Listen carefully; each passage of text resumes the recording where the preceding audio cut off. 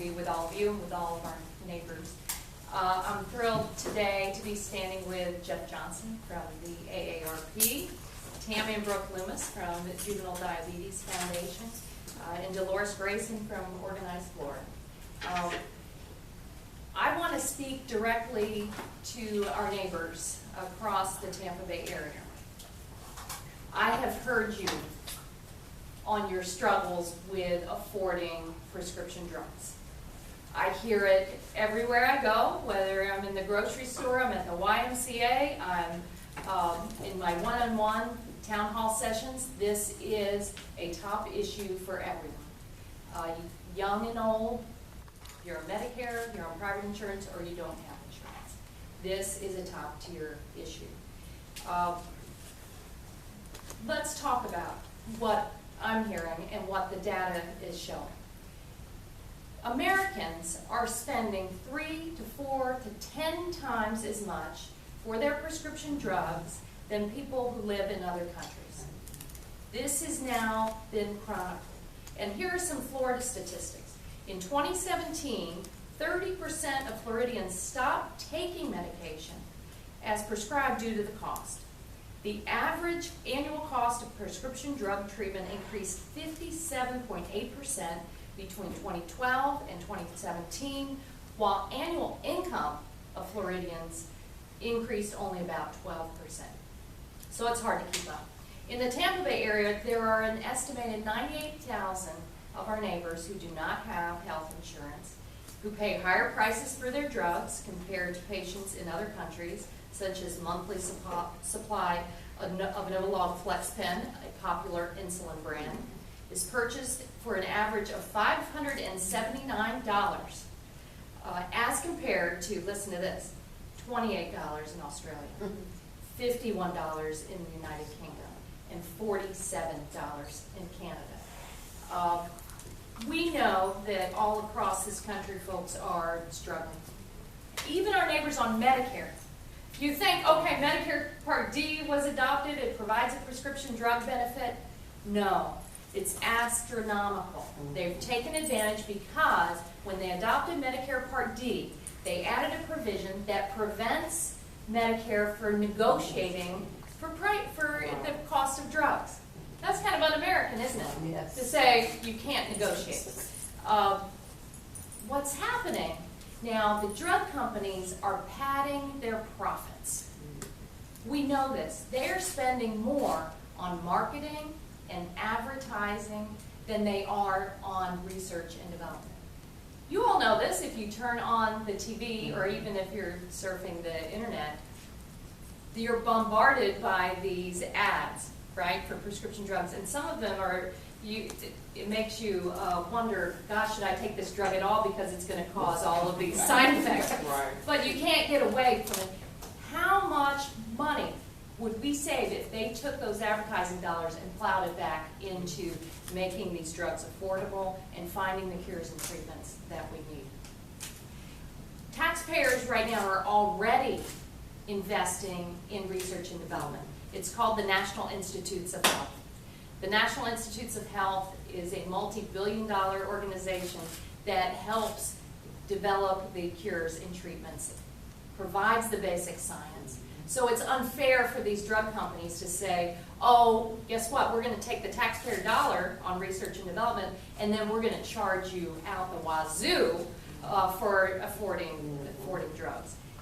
Plus, if you all remember, a year and a half ago, the GOP-controlled Congress, before the House Democrats took over on the House side, they passed a tax scam bill that was a windfall to these pharmaceutical corporations.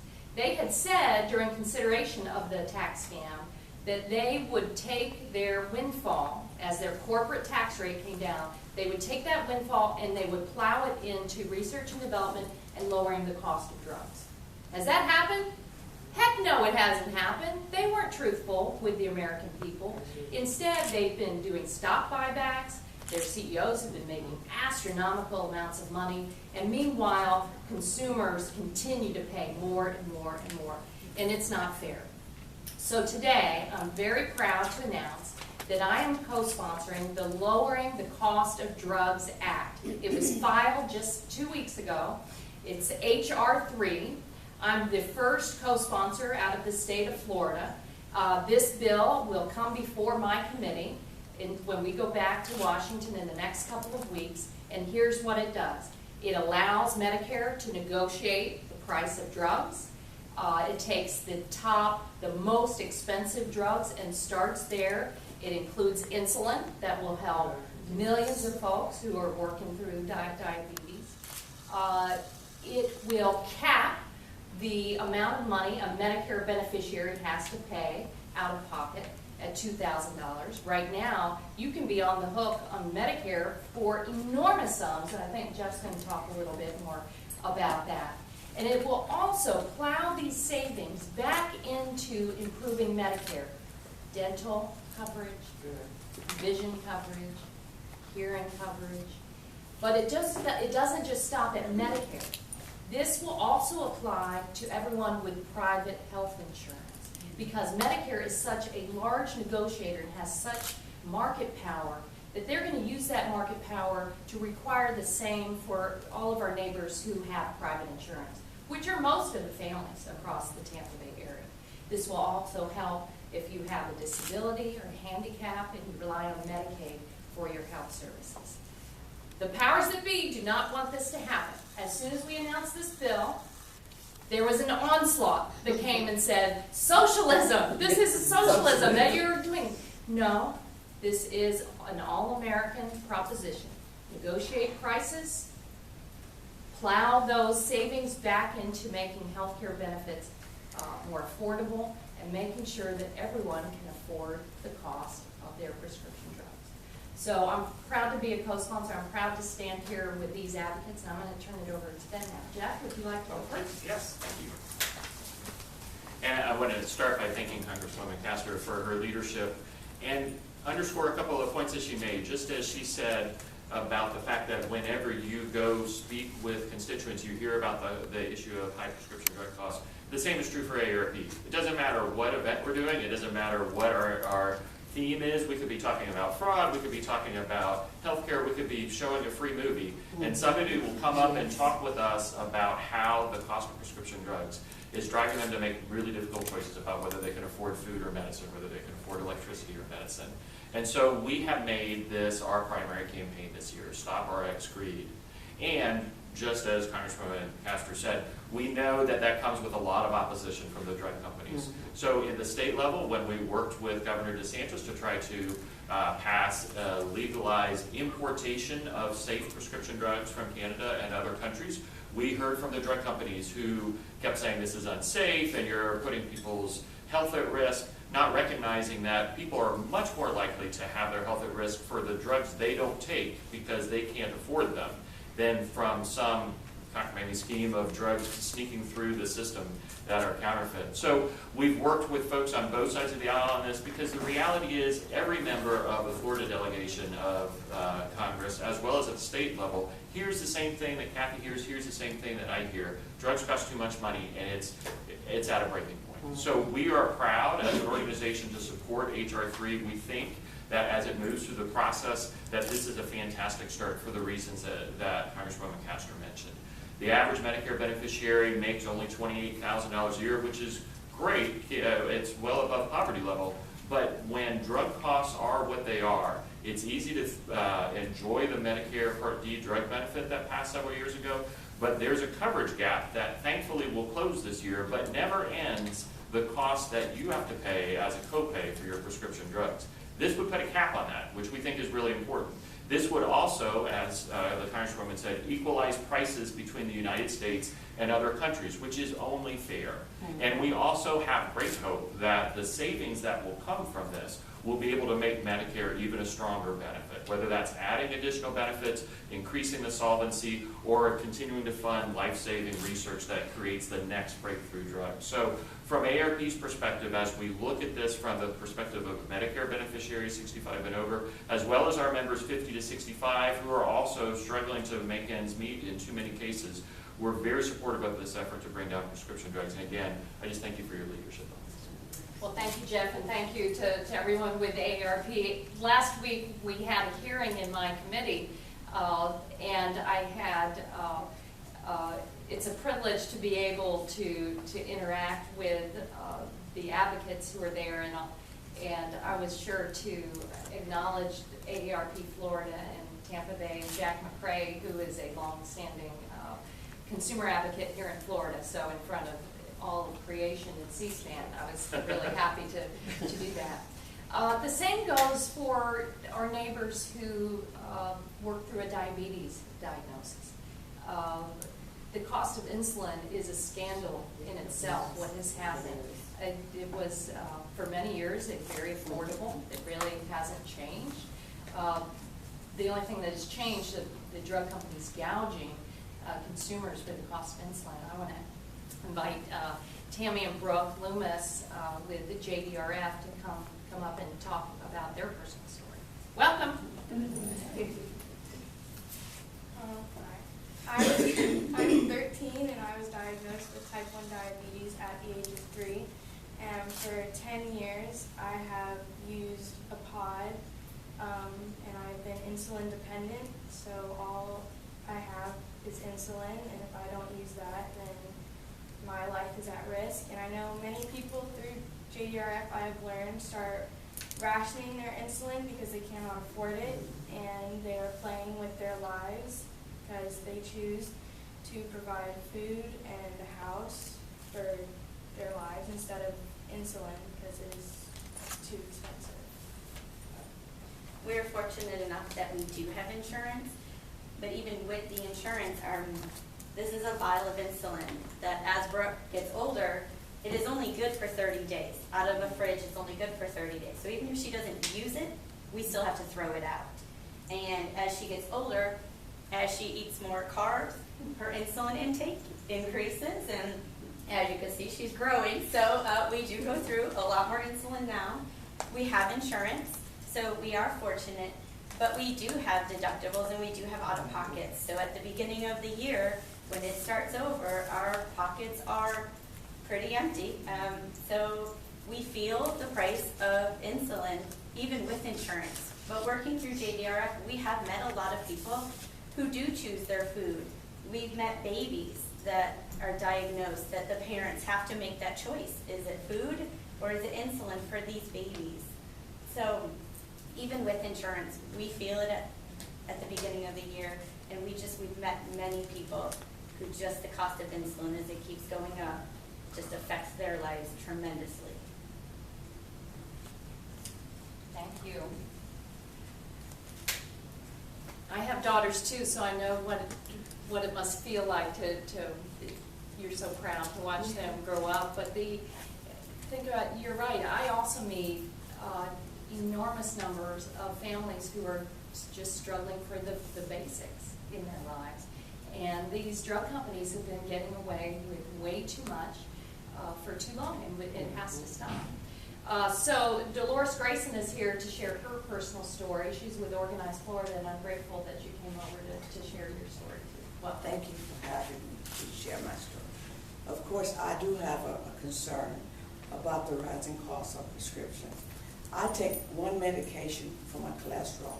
That medication costs $600 a month.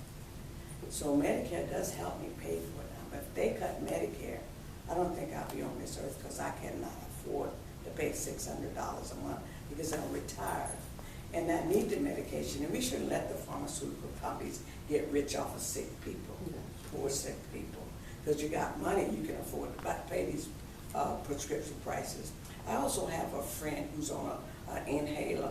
Medicaid used to pay for it. They don't pay for it now. She's disabled. They're on a limited income. $200 a month for her life. Every month she has to pay that. And they need to do something to stop.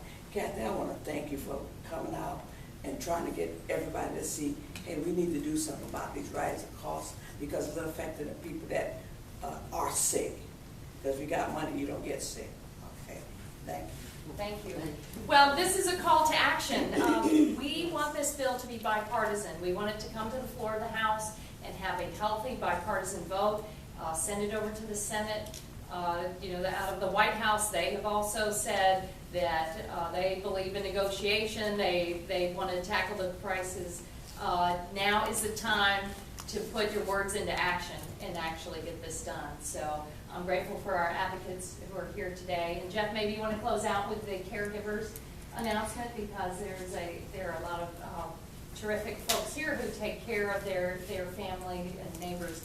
And AARP does a wonderful job of trying to lift those folks up. Thanks so much. And certainly one of the priorities that we have as an organization is supporting family caregivers, because we have so many of our members who are taking care of aging parents as well as young children. And that's a lot to balance, as I think a lot of you know. We have a series of programs across the region, across the state really, that try to help connect caregivers with each other, as well as with resources to help them navigate all of the difficult challenges of taking care of a loved one. I know we've got one of those coming up here, and Michelle, who's sitting there with the little teal phone filming this, is the lead on that. So if you are a family caregiver or you know someone who is, make sure you connect with her so that you can find out about our next event as well as the rest of the series. I also know that there are flyers outside, so thanks for the ability to give that little plug. Yeah, it's here at the Jan Platt Library on October 24th, probably in the morning, where family caregivers, if you need help, you want to meet with other caregivers and get the tools you need to help your family and friends, please contact AARP. Oh, let me say real quick too, just caregiving is an issue that we think about in terms of connecting people and helping people navigate. It's also one that there are legislative components to, and so I would be remiss if I didn't point out that Congresswoman Castor has been the leader in the country in promoting the thought of how we think about federal policy that supports family caregivers. She was the leader on what's called the Raise Family Caregiver Act, and continues to be a really staunch advocate for family caregivers, so thank you for that as well. Now we have to make it work. That's right. We Good. trust you. Yes. Great. Does anyone have any questions? I have a question for Ms. Larson. Am I getting that right? Loomis, I'm Here. sorry. Come on, Yeah. here's the mic. Can you give us an idea of what you pay for insulin, and how often you have to pay that, and how that's changed over time? So I couldn't even tell you what it was 10 years ago when she was diagnosed. And fortunately, she's on a pump, so we only use one type of insulin now. But when she was first diagnosed, she was on 2 different types of insulin. She has a long-acting and a fast-acting. Now, with our insurance, we meet our deductible and are out of pocket by March. So we do pay, we get 3 vials at a time, so we take care of our 3 months, and we pay, I really want to say about $300 with our insurance for it at the beginning. Thank you. Mhm. And she does also, another part of that too is she's on a pod, which she is able to, with a remote, put insulin into her body. So she doesn't have to give shots. But every 3 days, that pod needs to be changed. So there's insulin in there. Whether it's used or not, you can't take that insulin out. So once she puts it in, it stays in there. So at the beginning, we can draw it out. But once it's been in her body, we cannot take her leftover insulin out. So that's kind of wasted then too, if she has insulin left over by the end of her 3 days. Right, any other questions? Okay, well, are we ready to get to work? Yes. The low Yes. prescription drug costs? Great. I know this community is all for it, and we just have to march ahead together in a bipartisan way and take on these drug companies who've been gouging consumers for too long. So thank you. Let's go get it done.